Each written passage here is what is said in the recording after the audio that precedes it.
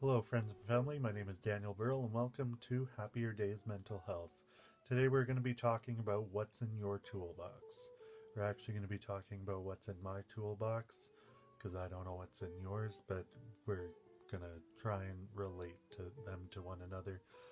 So, we're going to talk about mostly anxiety attacks today because that's what I use most of my anxiety tools on. Like depression, I have a few things that I can do, and we can talk about that as well. But we're going to start with anxiety attacks. So, anxiety attacks for me result in hyperventilation, nausea, and sometimes crying. So, that's always great. That's always great. One of the most useful tools I've found for anxiety attacks is called centering. Centering is focusing on something you can see, smell, touch, taste, or hear. It kind of it's kind of hard to do taste unless you have a pack of gum, but that's actually a really good way of doing it too. I'll talk about that as well. So, for example, if I were to have an anxiety attack right now, I would be able to focus on the coin here that I'm focused in on. I would be able to focus on that and just keep my focus on it. You think about it, you think, oh my, how yellow or orange that coin is, and then you let your mind drift away from what's triggering you at the moment. And yeah, so you can do this with songs as well. Often, if I go grocery shopping, I'll wear headphones because I like to throw on a podcast or some music if I'm having a little trouble, if there's a lot of crowds or something. There's also touch, smell, and taste. Smell is kind of hard because um, you might not find anything great to smell. Like you can fart and smell that or something if you want, but I wouldn't recommend it. Touch is all right as well. It depends if you have like a fidget cube with you or something like that, or if you're a very sensory touch person. I'm very sensory hearing, so I prefer music to concentrate on. And taste. Like I said, keeping a pack of gum on you is really good because if you start dissociating or having an anxiety attack, popping a piece of gum in your mouth, it gives you something to concentrate on, and chewing is actually being shown to to help anxiety as well. So you chew a piece of gum, and it's doing two things for you. You're thinking about the taste, and it's just naturally helping your anxiety because it's lowering your cortisol. So now that we've talked about more immediate things like anxiety attacks, let's talk about depression a little. Depression hits hard, but it's typically not a depressive episode that lasts 5 minutes. It's usually a depressive episode that lasts days, weeks, sometimes months. The best thing I've found for that is some outlet, creative, some creative outlet. It's really up to you what that is. Part of my creative outlet are these videos.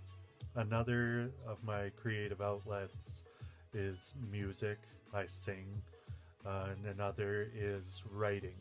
So whether I'm writing fiction or nonfiction, if I'm writing about my life, or if I'm writing some fantasy something, or if I'm writing something for Dungeons and Dragons or another game we play, it's all helping you keep your mind off of depression.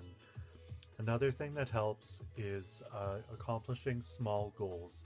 So one of the things that typically occurs with depression is you feel worthless and you don't feel like you can succeed at anything. So a great thing to do is get up in the morning, brush your teeth, and say, "I brushed my teeth. That's a success." Then You make your bed and you say, I made my bed. That's a success. And then go eat breakfast and say, I ate breakfast. That's a success. It's those small successes that are going to help you like grow and remember that it doesn't matter what you do, you're always worth something and you're always working towards a better goal. And it doesn't need to be curing cancer, it doesn't need to be writing a book. It can be those small things that help make your day a little better, and sometimes you just really need those little things, and sometimes those little things are what gets you through the day. So next up, we're going to talk about support networks. A support network is about the most important thing that you can work on when it comes to mental health, because you don't want to work on it alone. There are lots of people who are willing, ready, and want to help you. So let them help you.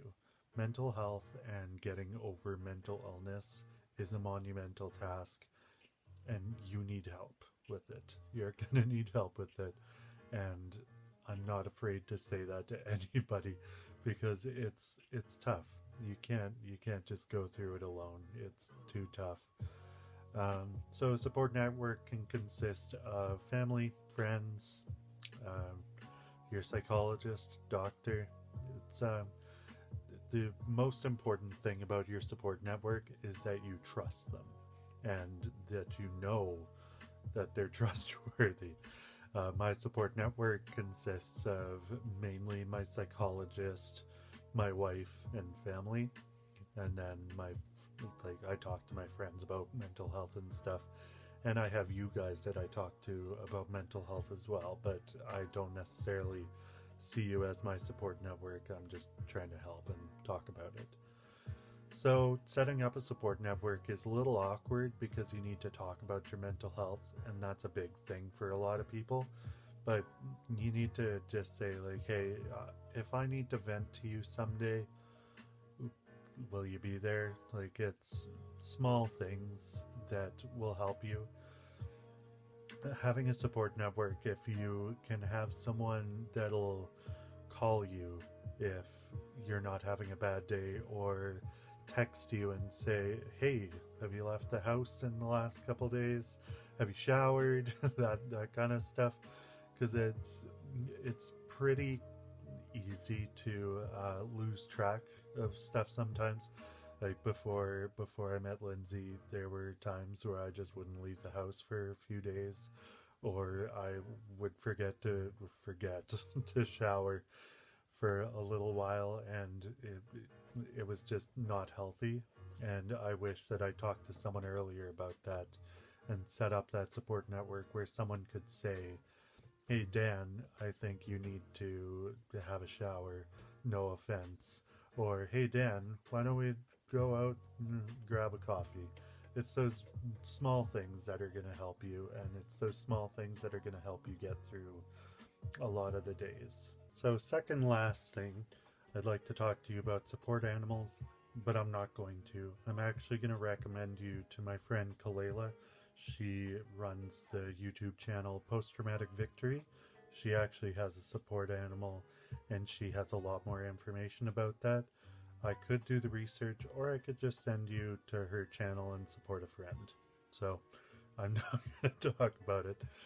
But lastly, I'm going to talk about suicidal ideations. Suicidal ideations are really important to talk about because call your doctor, call someone, call someone, call someone. That's important. If you're going through a depressive episode and you're having suicidal ideations, talk to someone.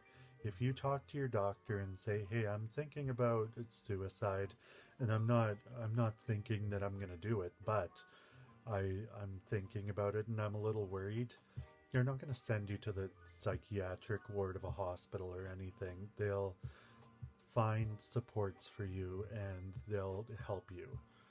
You don't need to be worried to ask for help. There's also the suicide hotline. There's one for basically every country in the world, and there's one that like there's many that can be accessed from different places.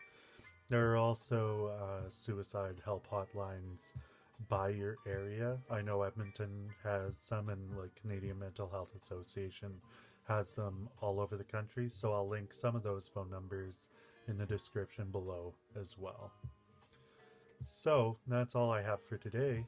If you enjoyed this video, smash that like button. If you enjoy my videos in general, feel free to subscribe.